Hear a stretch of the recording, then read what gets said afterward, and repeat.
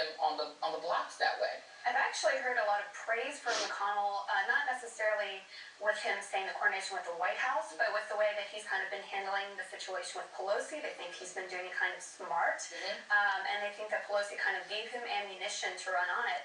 But what you are seeing is, I was having conversations with some of my Senate Republican sources, and I said, is this going to be a matter of principle or politics when they make this vote?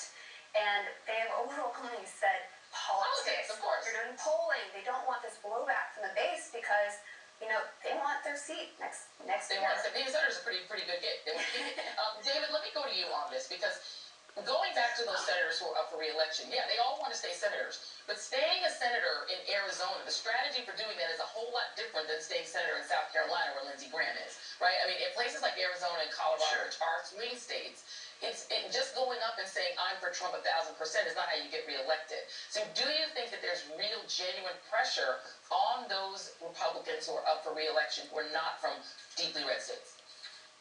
Yeah, I don't know, Joy. I'd say, first of all, notions of public service and self-respect should command that senators like McSally and Romney and Gardner and Tillis and others actually come out for a fair trial. 75% of the country wants a fair trial, even though we kind of know there is no momentum to really remove the president from office. We simply want to see a fair trial ahead of what we assume will be an acquittal, or at least not finding the president worthy of removal. But on the question of the politics in each race, in a hyper-partisan divided election cycle, which 2020 will be, it is more of a turnout model than it is a persuasion model. And unfortunately, it's kind of counterintuitive how you see politicians behave.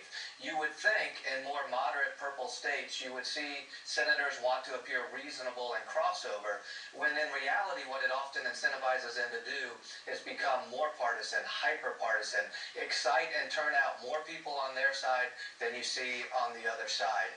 And that is, I think, the election that the NRSC over on the Senate side is preparing to run most of their senators in. It's that type of partisan cycle, not a consensus cycle.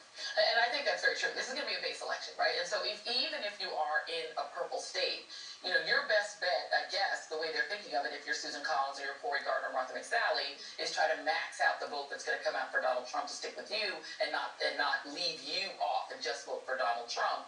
They want to get those votes too. The chances of persuading Democrats or moderates to vote for them is probably pretty slim. That's probably the calculation to make. Certainly, and